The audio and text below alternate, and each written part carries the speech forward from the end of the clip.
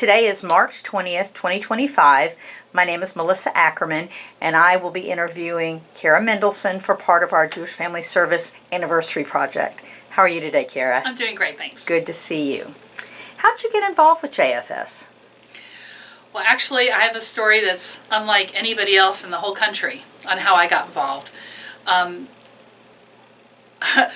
Before I was born, there was a birth mother who was scared and alone, and she turned to JFS on placing her baby for adoption.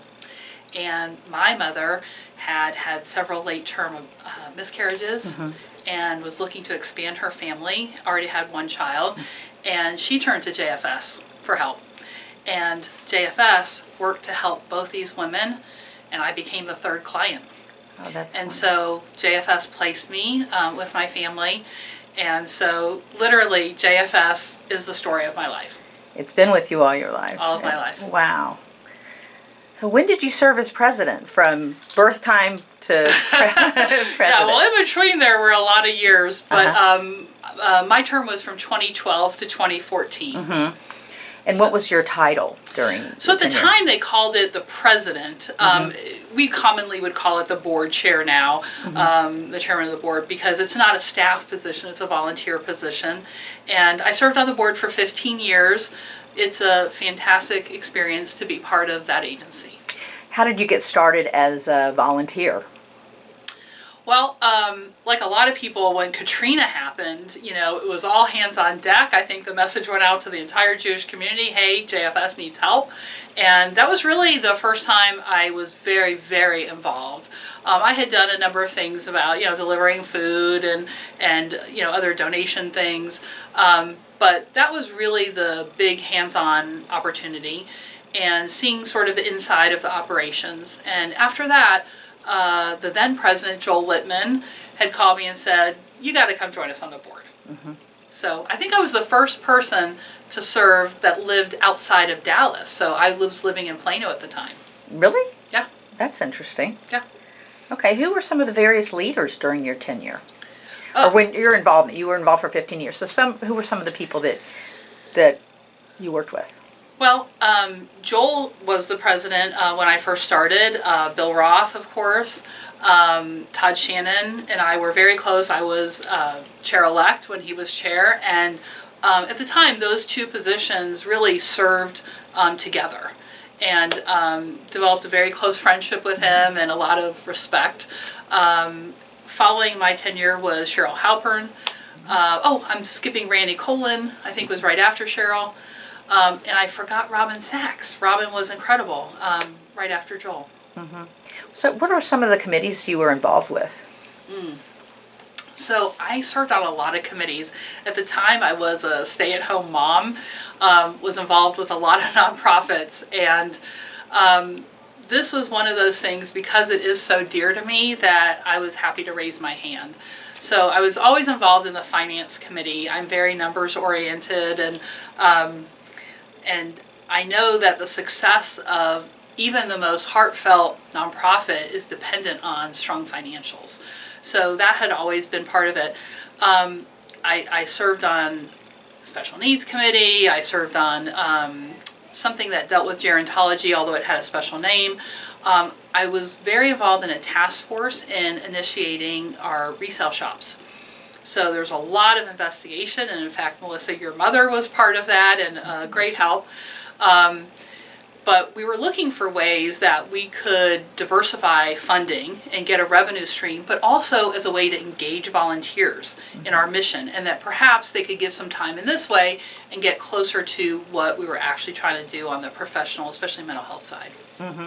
Who were some of the staff that you were involved with over the years? Well, look, Michael Fleischer was so key and so instrumental in building and developing the mission and the focus of the agency, and you know, I have utmost respect for him and what he did. On the mental health side, though, I'll tell you, Ariella was just the heart and soul of kind of what happened, and really kept those high standards up. Janine Pullman, beloved by, I think, everyone, and I think I personally stood in her office more than a dozen times where people would come in and say, I want to be Janine Pullman when I grow up. But Jandis was the marketing person, did a beautiful job. Which Jan? Dworkin. Dworkin? Mm-hmm. Robin was running the food pantry. I mean, we had a really, really fantastic staff at the time. And, you know, some have stayed and some have gone, right? And the continuity of the staff, thinking of Mitch Jacobs and some of the others that really sort of keep that stability and growth for the agency. A lot of the staff stays for a very long time. Yeah. Yeah. Well, because they can see the value they're providing, and you know, when you can combine your professional capabilities with actual results like that, I think people want to have that in their life. Yeah, absolutely. What are some of the memorable moments from the past 75 years of JFS? Well, I thought this was a 20-minute video. Look, I can't talk about the whole 75 years. No, I mean, you're not 75. Right.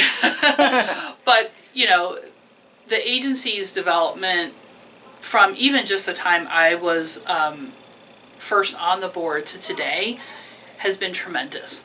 And that's everything from expanding the mission to serve beyond the Jewish community, to serve the broader community. And I have to tell you, I think that's been a very important thing for our community. We always have to serve the Jewish community, absolutely. But it's our Jewish values that say it can't be just us. Like, we have to make sure the world is okay. And when you're able to provide, whether it's the mental health service, whether it's the food pantry, whether it's something for seniors, like, this does change somebody's world. And, you know, so now I serve as a Dallas City Council member, and I mention that because I'll go tour in an area like down by Jubilee where JFS is still providing senior and mental health services, and someone will say to me, "You're Jewish, right?" And I'll say, "Yeah." And they'll say, "Do you know that Jewish Family Service does this?" And I'm like, "I do know that because I was part of it." But here's a community that otherwise doesn't have any tangible connection with the Jewish community. And we're seen as a force for good. And we truly are making that area more stable and improving those lives. And that's very important to me. Do you feel like your experience in involvement in JFS has helped you in your current position as a city council person? Oh, absolutely. You know, JFS is less contentious maybe than being on city council. But,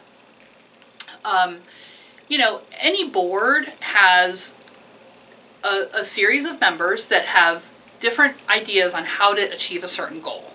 And with JFS, there's a lot of unity in making sure we advance the mission in a responsible way. But even seeing how different parts of society were being dealt with and what we could do to alleviate some of that suffering or improve it in other ways definitely has been an important element in my board experience. And just in my ability to serve. Were there partnerships between JFS and other Jewish community agencies? Yeah, actually, I think it started when I was board chair. It may have started just before, but I think it was with me. The JCC, Legacy, and JFS, and Federation, the 4 board chairs, we actually met quarterly. And it really helped us all understand, like, what are big initiatives you're working on, what are challenges you're facing, and could one of the others help address some of that. And so I hope it continued because I really found that helpful. But, you know, there's only a certain number of Jewish people in Dallas, and especially, I'll say, very active junior Jewish people. And so sometimes a resource that one had might be able to be shared with another. Were there coalitions with organizations or government outside of the Jewish community that you were involved with? So I'll say the biggest thing that happened when I was president was, or now called board chair, was our partnership with PLAN, which is the Planned Living Network. And what it was is it was a separate organization that had been developed by parents of children who had significant mental health issues. And they set up a housing with supportive activities, but the parents were aging. And they were concerned about their children, who were all adults, and their need for additional mental health care, physical health care, and social activities. And it just so aligned with the mission and purpose of Jewish Family Service. And so we started some negotiations to how could we combine these agencies. And it really was a beautiful handoff, and the missions do align. And there have been a number of times while I served on the board, both before I was board chair and after, that the board faced the question of what is our role. So I'll give you another example if you don't mind. Oh, please. There was a woman who became incapacitated and needed somebody to manage her estate because she would no longer be able to do it. And so we took over that legal responsibility. Like a guardianship? Guardianship. Yes. And you know, there's a lot of issues that come with it, and there's a risk to the agency in doing it. But literally, if we're not there for someone who has nobody else, who should be? And so there are some kind of bigger questions about who are we and why are we serving if we don't do something like that. And in that same vein, that's why Plan became part of Jewish Family Service, because, you know, who would care for them when their parents are deceased? Right. So it's a fantastic program. Very happy to have been part of that. Yeah. We'll be talking to somebody next week. We'll be talking to Ruth next week about that. Excellent. What's Ruth, I should have mentioned Ruth. Ruth is a great staffer. I love her. Yes, she'll be telling us all about Plan. What significant local, national, or international events had an effect on your era? Well, I already mentioned Katrina. You know, beyond that, I mean, it really was the vision that Michael had, that some of the other board leaders, and I've mentioned them, that really we started asking the question about what are we here for and who are we here to serve. And we had already gone through, before I was president, the question of should the board be all Jewish or not? Should the staff be all Jewish or not? And in both cases, we said, no, we're here for the community. And whether someone's Jewish or not Jewish, they're able to fully serve both Jewish and non-Jewish clients. And then same thing for the board, that actually we need the voice of some other people. I was able to recruit a number of folks that I knew in the community to come to the board, who I think often had very thoughtful perspectives and supportive perspectives about what the activities were. But in terms of other big upheaval, we really didn't have that. Okay. I mean, there's some, you know, economic issues and pressures that were faced, and that's part of what made us think about how else could we look at obtaining revenue, whether that's, you know, grants and other kinds of partnerships, or, you know, something like a thrift store or something like that. Was there much pushback when the agency decided to kind of broaden its reach and involvement with non-Jewish members on the board and staff? Yeah, I think that still exists. You know, there's some people that would prefer it be by Jews, for Jews exclusively, and I can understand that perspective. I had a community leader once say to me, if we're not there for each other, there's nobody else who's going to be there for us. So we always have to take care of the Jewish community, and I completely agree with taking care of the Jewish community. But I think that we're taught, and our values say, we have to go beyond that. And I agree with that. Now, the Jewish community can't alone fund going beyond that, and I think that's why we started looking at, well, we need outside funds to help outside people. So. Okay. What changes have you experienced in the Dallas Jewish community over the years? Well, you know, I'll say that in far north Dallas, the Jewish community has changed significantly. When I moved to Dallas, it was 1980. Is that right? No, sorry, it's 1978. And we kept kosher. There were no places to get kosher food. We were part of a kosher co-op. It was delivered from Chicago. It would go to someone's garage. It'd get split up and that sort of thing. Today, we have a thriving Orthodox community in far north Dallas. We have Aruvs, we have multiple places to get kosher food. And so, I mean, I think it's incredibly exciting to see the Jewish community thrive. And I think that's happening from Reform, Conservative, and Orthodox. And I don't know, I am not Orthodox, but there's something beautiful about driving down the street on a Saturday and seeing so many people walking to shul and openly being able to be proud of being a Jew and live their life in a Jewish way. You already mentioned about who some of the key staff were. In relation to your time at JFS, what are you most proud? Most proud? It's a good question. The entire experience of serving on the JFS board is extremely meaningful to me. I've served on a large number of boards and even been board chair of a number of different things. But really nothing compares to Jewish Family Service.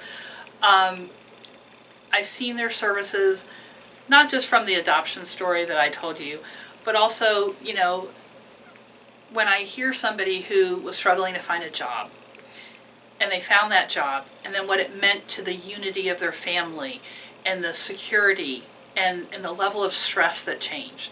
When, you know, we started a cancer group for women, and being able to share that experience helped in the recovery. It helped with finding out information that they need to know about. And, you know, that's a moment of crisis. When people have a senior relative and they are so in need of attention and services and a friendly visitor and all the kinds of things that JFS was able to do, you realize the impact you're having on a life in a very, very tangible way. Another thing that started while I was board chair was therapy with dogs. So we had started a program. We had a licensed clinician who... Is that still going on? I don't know. I didn't even know about. Okay. Yeah. And so she had the dog with her, and you know, at first, I mean, we kind of made some jokes about it, like, well, does that really help?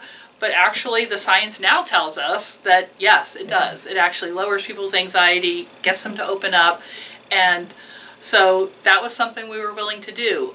We expanded play therapy. Jokingly, I'll tell you that Michael didn't always love that there was sand on the carpet because sometimes it would go outside its boundaries. But again, as a parent, if you have a child who needs that kind of help to open up, to be able to have those kinds of conversations, how wonderful that we were able to provide it. Absolutely.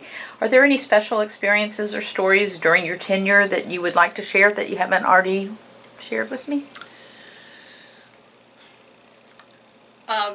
I'll tell you, one of the things that also started when I was chair, I believe, was the baby diaper showers, right? And so what we saw was that, you know, people who have food stamps are not able to access adult diapers, child diapers, and a couple of people in the community stepped up. Amazing job. It still goes on today. It's a huge, huge asset to JFS to be able to have that. And those are some of the most fun events. So meaningful and fun. And, you know, everyone can probably buy a box of diapers and donate it. Right. And so I think that was just one of those really great things. I think Todd was president when we were recognized by the North Texas Food Bank for having one of the best food pantries. Because again, we were sort of at the cutting edge of allowing a food choice program. A lot of organizations, especially some that are faith-based, you would go, they'd hand you a bag. Like, here's what you get for our food bank. But instead, there was a real purposeful effort to allow people the dignity of a small shopping cart. You take the items off the shelf just as if they were in a grocery store, and not just to walk out, but to also be able to sit with someone who is caring, known to them, and see if there weren't ways to help them gain that independence. With the wraparound services that the with agency the other offers? services. And I'll tell you, there's some people absolutely who no longer need the food pantry, got a job, all those things. But we also had some seniors where there was no other option, and they were probably going to use those services the rest of their life. And, you know, every once in a while I'd have somebody say something about like, oh, that's not a very good outcome. And I'm like, well, the alternative is hunger. Right. So it's a pretty good outcome. And so these are essential services for our community. And I'm so happy to have been part of it. And I would say to anybody who's watching that you can be part of it, whether it's a small thing like a box of diapers, or it's a big thing like raising your hand saying, I'd like to be part of the board, or I'd like to serve on a committee. There's no shortage of need. And luckily, we have an agency that's able to respond. Anything else we haven't covered? Thank you. You got it all. Thank you so much, Cara. Thank you. Enjoyed it.